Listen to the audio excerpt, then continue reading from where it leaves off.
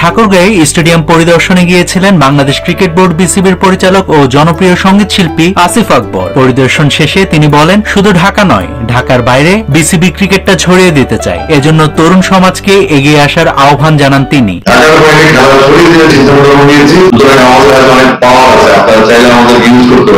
বৃহস্পতিবার সকালে পৌর শহরের হাজীপাড়া এলাকায় অবস্থিত শহীদ মোহাম্মদ আলী স্টেডিয়াম পরিদর্শনে যান তিনি। মাঠ পরিদর্শন শেষে সাংবাদিকদের সাথে দীর্ঘ আলাপচারিতায় তিনি বলেন, বিসিবি প্রেসিডেন্ট আমিনুল ইসলাম বুলবুলের প্রধান লক্ষ্য ক্রিকেটকে ঢাকার বাইরে ছড়িয়ে দেওয়া। ঢাকার প্রেসকে ব্যস্ত রাখা, ঢাকার প্রেসকে বোঝানো বা ঢাকার কেন্দ্রিক যে ফ্যাসিলিটিস গুলো আছে ঢাকায় সব, ঢাকার বাইরে কিছু নেই। তখন শপথ গ্রহণ করলাম এবং আমি তিনি প্রথম বক্তব্য দিয়েছেন, ঢাকার বাইরে ক্রিকেটটা ছড়িয়ে দিতে চায়। আসিফ জানান, শীঘ্রই দেশব্যাপী বয়সভিত্তিক ক্রিকেট শুরু হবে, যার মূল ফোকাসটাই থাকবে ঢাকার বাইরে। প্রথমত ঠাকুরগাঁও স্টেডিয়ামটা একটা ওয়েল অর্গানাইজড একটা ডেডিকেটেড ক্রিকেট স্টেডিয়াম।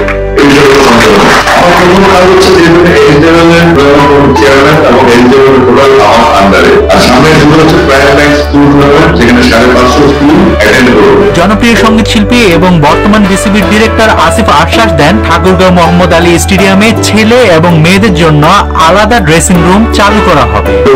সেটা হচ্ছে মেয়েদের জন্য আলাদা একটা ড্রেসিং রুমের ডিমান্ড গুরুত্ব সহকারে করেছে, কারণ মায়ামাটি পার্বত্য যারা দেখেছে আমাদের মেয়েদের খেলার ওয়ার্ডও। এছাড়াও ঠাকুরগাঁও ক্রিকেটের জন্য প্রয়োজনীয় ক্রিকেট খেলার উপকরণ সরবরাহের আশ্বাস দেন।